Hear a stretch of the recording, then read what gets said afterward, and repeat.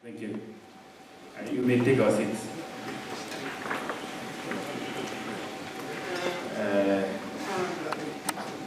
Chairman, thank you for inviting us. I bring apologies from our cabinet secretary, Professor Patrick, who had committed to come for this meeting. But the calendar is so tight. To be honest, he told me,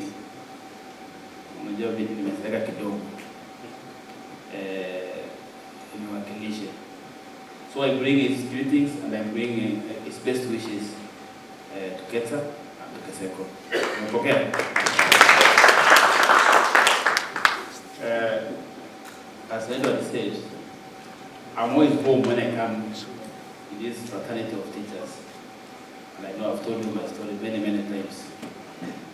And I appreciate, sometimes it's unimaginable when I put into context the contribution of teachers in this country, not just in the noble profession, but in terms of economic empowerment of our people.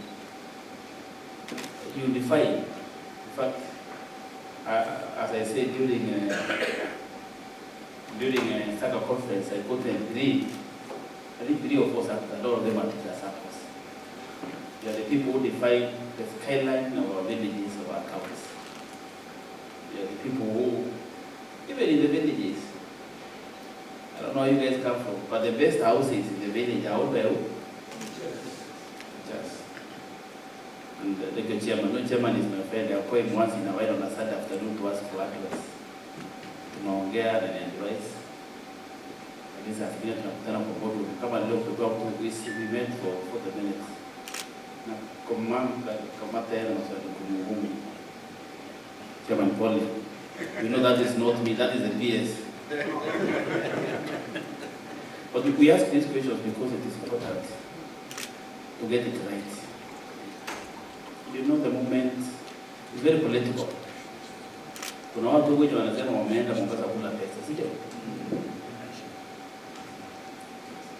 And people tend to believe, I don't know for some reason, lies seem to drive, but the drive is absence of information. So we didn't need to get this right. And I asked the chairman, I asked the CEO, you need to define the vision, the business case for KESECO. And when I was asking, I had something in mind, and I know where the space is, but you must own it and you must drive it. We launched the SACCO report the other day, but we are in. Then the following week, Central Bank launched the report.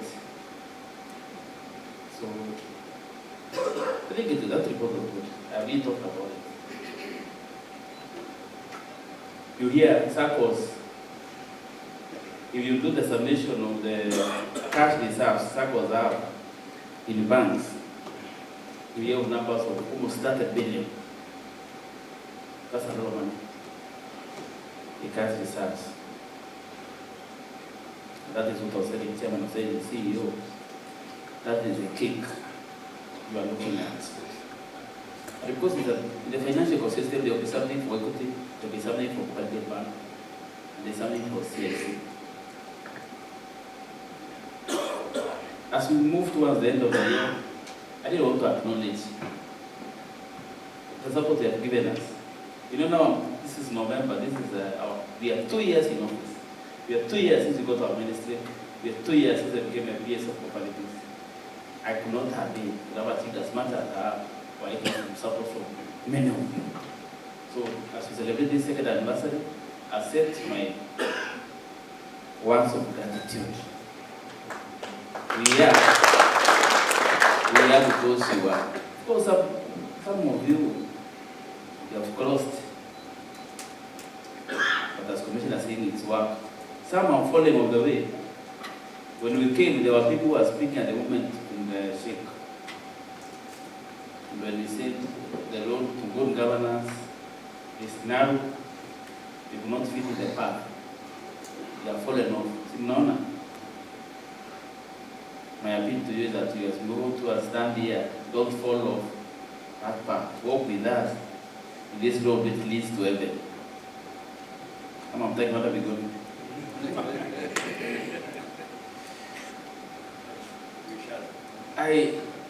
I'm really very grateful. And my appeal to the chairman before I end my speech is that the vision you have with the directors who stood here, the vision must be transferable. The vision cannot be limited to the terms.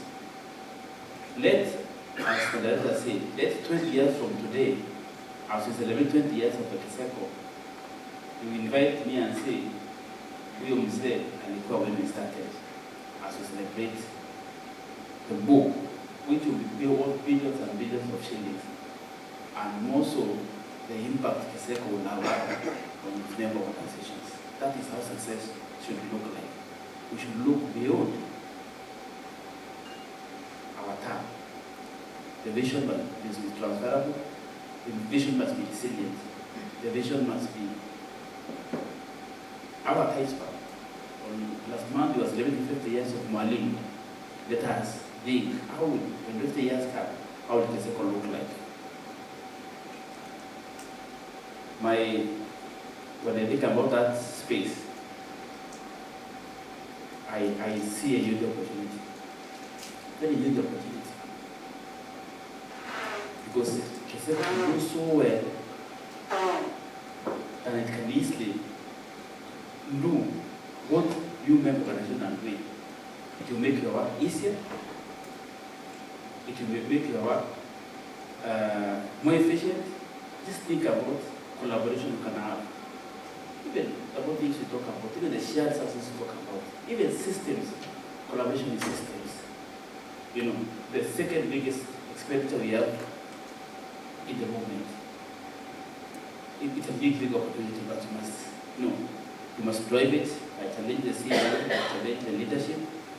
You must drive legislation in such a way that it's value to members, does not give room for rumor-mongers. But then there's nothing wrong with eating money. Just think about it. My first lesson in economics was told money is what money does. Imagine if you don't do nothing with money. It's as useless as any paper still. Money is what it does. The problem is you must earn the money in the right way and you spend it in the right. Because of eating money can cause problems. The FCPA, Wycliffe, Ambassador of Parana, ATH, Governor Emeritus from Kakamega is Mtuakea about. I'm greatly honored to join you today during the first general meeting. This first general meeting. I want to thank the interim board for the invitation and for organizing this very important event. I also appreciate the delegates who are present. It's a testament, of course, of their support and commitment to this cause. KESECO cooperative is already well with the envisaged structure of the cooperative movement as per the new cooperative policy. In the past, the movement comprised of primary cooperatives, secondary and apex body. This has not worked well as they have not met the best international practices, and there is a strong need for us to federate as a third tier.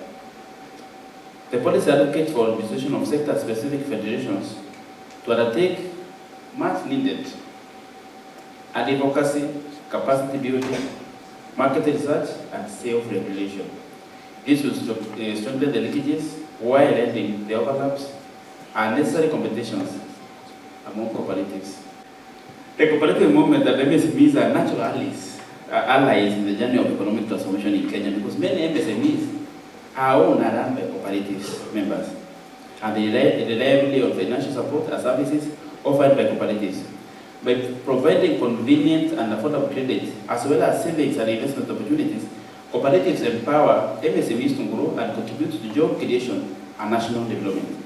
This symbiotic relationship between MSMEs and cooperatives is key in realizing the government bottom-up transformation agenda. Remember I told you about the SACCO report to the list? If you look at our loan book, first I want to tell you congratulations. In terms of financial intermediations, we beat the banks hands down. We are at 95%. Our loan book, our deposits are almost shilling to shilling. You know what that means? We don't keep money in the bank. We can get the money, we give it to the members to do this. But what do the members do? If you look at it, the number one issue which members borrow money for is houses. You must get to save affordable housing. So, in our very big way, we are contributing to the national agenda of housing. People buy plots, people are building houses. But number two, the need for loans is MSME, Masai SACCOs. People buy plots, to buy tractors, to buy matatus, to start business. Number three, I know people got it. Number one, it is school fees, education loans. You know what I mean? Mtoto mwalimu anajua maneno kwa sababu hiyo ndio number one, tukao tunachukua fees, ndio dia paper fees. So in a small way, we are contributing huge in housing and in MSME. And that's the sector you guys need to look at. Now that you have opened your boat, let all the businessmen are held under it.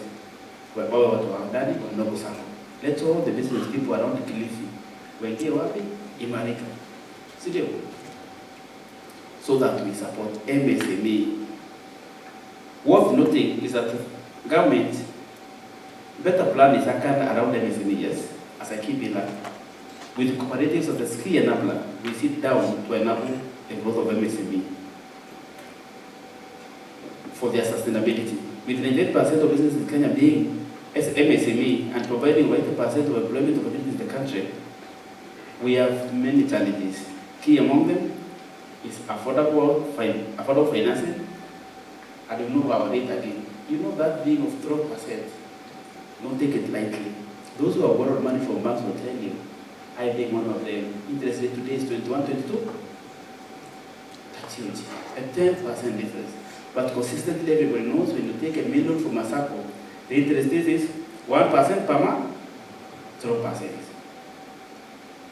The president was asking us, can you make it single digit?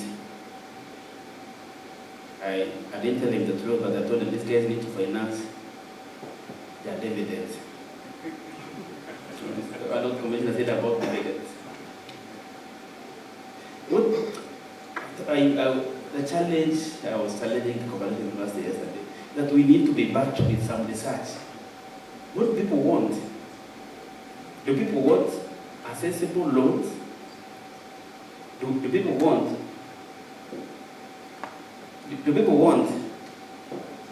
join SACCOs to get dividends? I think I have an answer. Check. How much dividend does Unitas pay? Peter. It's not a lot of money.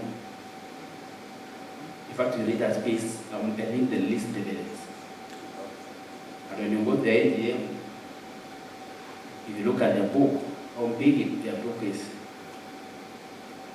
So you need to ask yourself. So what Commissioner was saying is backed by data, but again, I was telling the cooperativeness, we need to do more. We need this empirical data analysis such that we can say truly the value proposition in people is not dividends, it is good services. The person who had his money in the Metropolitan now, is he thinking about dividends? If only he can get his money back. That is what people want. They want their money safe. They want to get a loan when they want it. They want to go in and come out with money in their account. That's what people want.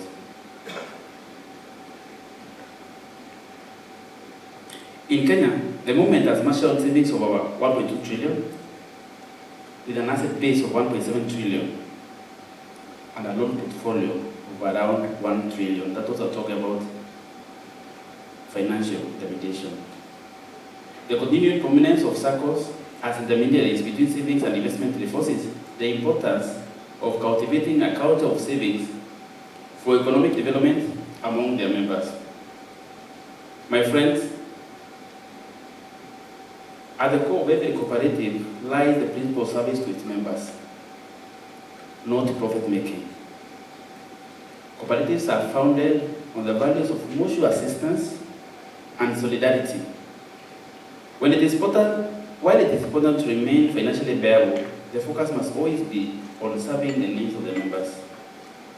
Let us continue to ensure that our primary goal is uplifting the lives of our members by offering them the financial support they need to achieve their dreams.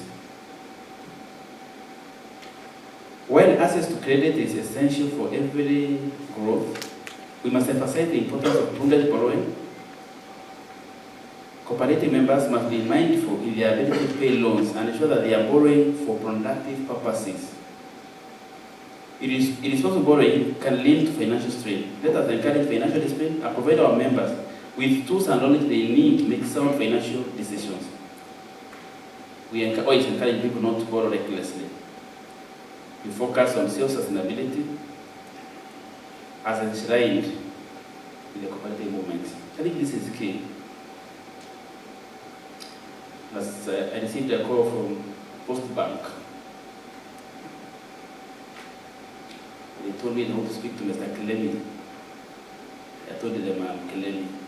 So they told me, you are due for, your loan is due for top up. So I asked them what to do. So they were calling my dad. My dad is 63. He has dementia. His only income is pension yake. And they went to the shop and convinced him to take a loan of 50,000. So they have been deducting. So I was asking them, what do you mean to borrow loan? When he came, but I even have his ID. But they still managed to give him a loan. Is that responsibility? No.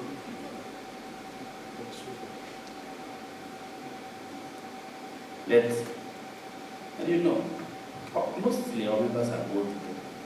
But there are those, of course, you know, he is coming for a loan, not to help himself, but to kwenda nini? Kwenda kusherehekea. Unajua sherehe iko na gharama, sio? It is absolutely difficult for you to pay a loan after you do not invest it in a good way.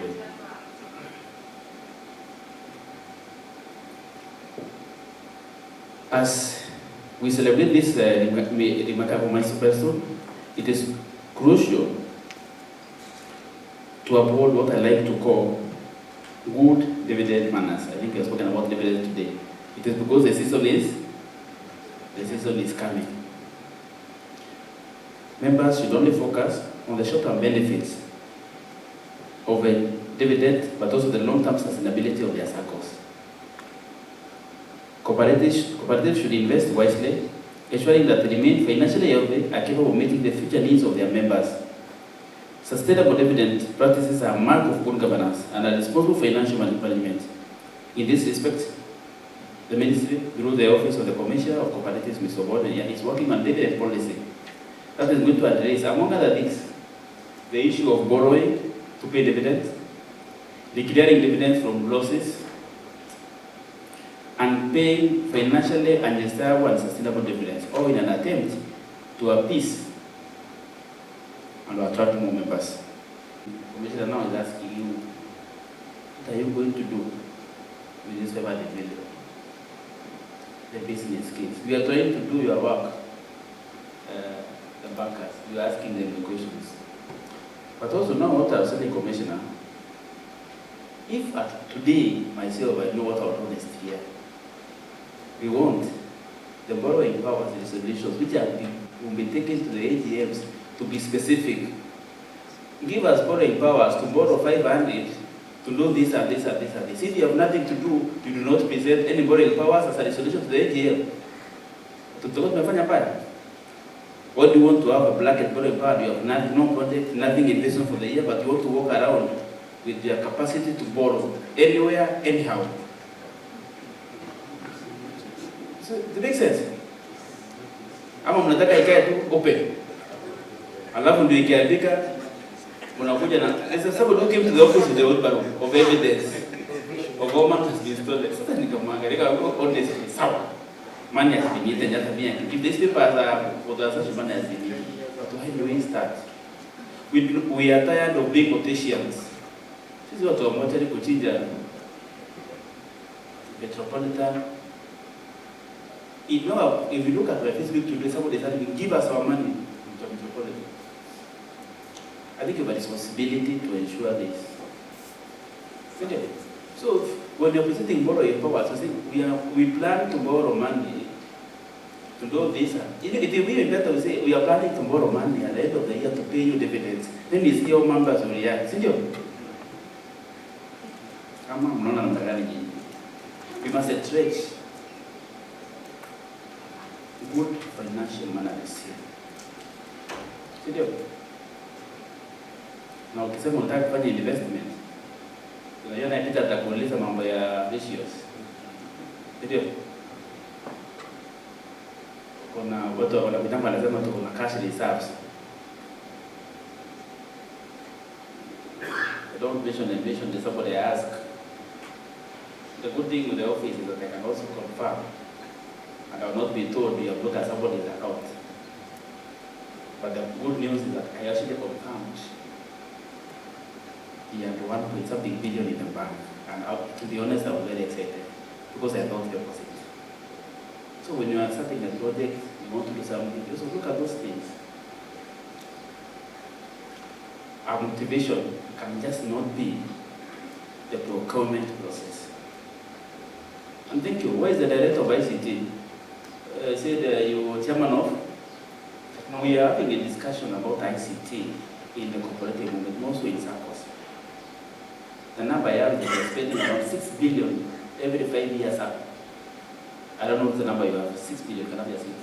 In fact, we are going to have a meeting. We will ask you to nominate your directors of ICT. We have a discussion. You know, it is easy to say system. You know the number of the system it is. It has hardware, it has software, and it has the humanware. Did I get it right?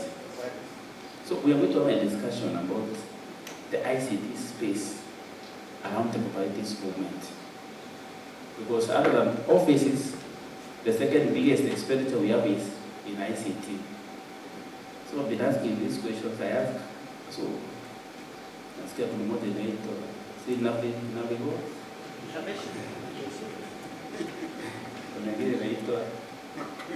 Kuna wengine nasikia ukitaka kuchange jina yangu kama you go and get married, you become Mr. and Mrs. account, they have to be changed in endless of this somewhere. So we ask ourselves, what is practical? We ask ourselves this question, then we ask ourselves, what is good for the moment? What is good for KESECO 20 years from today? When this will say is not there, we must harness the power of technology in such a way that we must live and dream. I know Peter speaks a lot about the shared services. I can tell you today, we have prepared the cabinet memos, 2 cabinet memos, which are always already signed. They are now at a review at our Attorney General. We are going to actualize the deposit guarantee fund. It will happen when this government is serving. And also we are going to actualize the shared equity services. But the cabinet memo also already gives us power to do amendment of the act so that we can tweak it a bit to accommodate those dreams. But also, when we say talk about those things, it must be driven by you people, the users, the leaders, to try to understand which is an optimal system to have. You know, what is it that you can do? And these are the links which sometimes make people feel uncomfortable. But unfortunately, we have the responsibility of leading them. So otherwise I can sit here, nakuja nongo, naendelea kununulia nyama, can be around. I can be very busy actually. But is that adding value? We must have the difficulty discussion. So we are going to have an ICT conference for SACCOs. as a time, maybe in the second or third week of December or in January.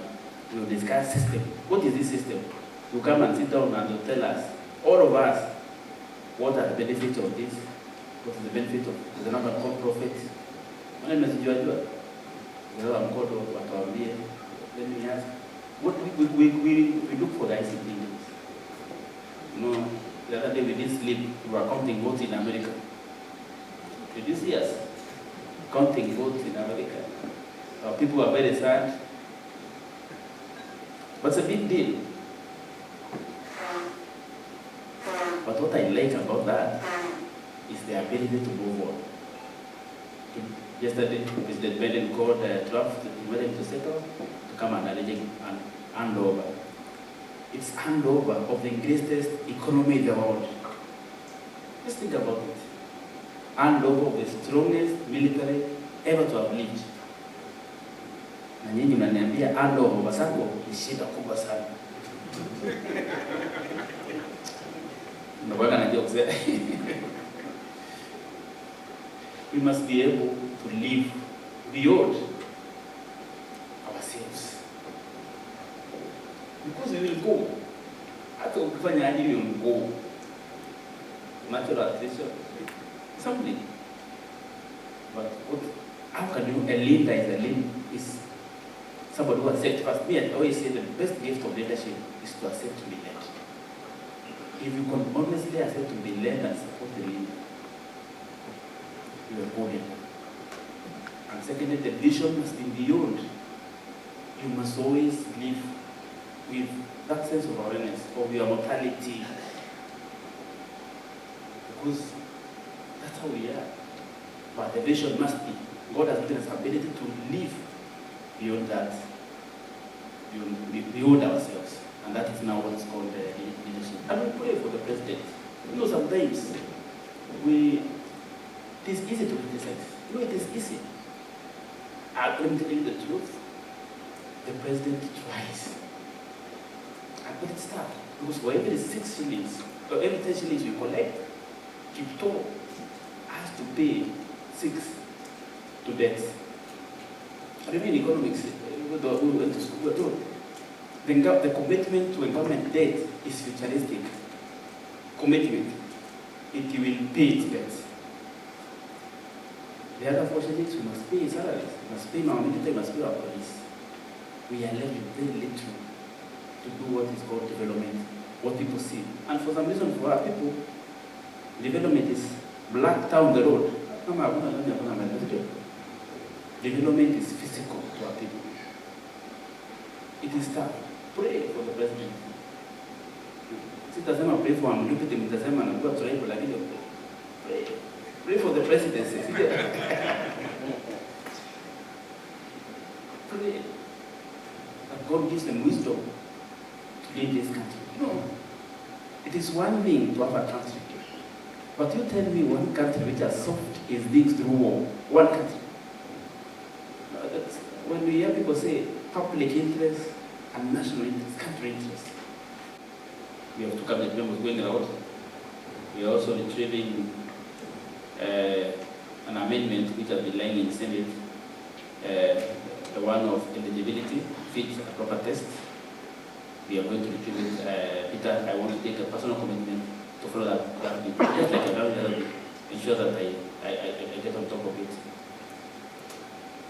So we are looking at DDF, Deposit Protection Fund, Central Liquidity Fund. You guys have taken the lead. This is what we are doing. You are a Sacco of teachers, SACCOs. I want to say congratulations to you. So as we celebrate this significant milestone, we want to reaffirm our commitment to you as leaders and to the movement. Because we know the movement has the potential to transform, to drive economic development in this country, to empower individuals and create sustainable communities as per our all-inclusive spirit of bottom-up transformation agenda. Together, we can build a brighter future. We can build a brighter future for all Kenyans. Thank you, and God bless you.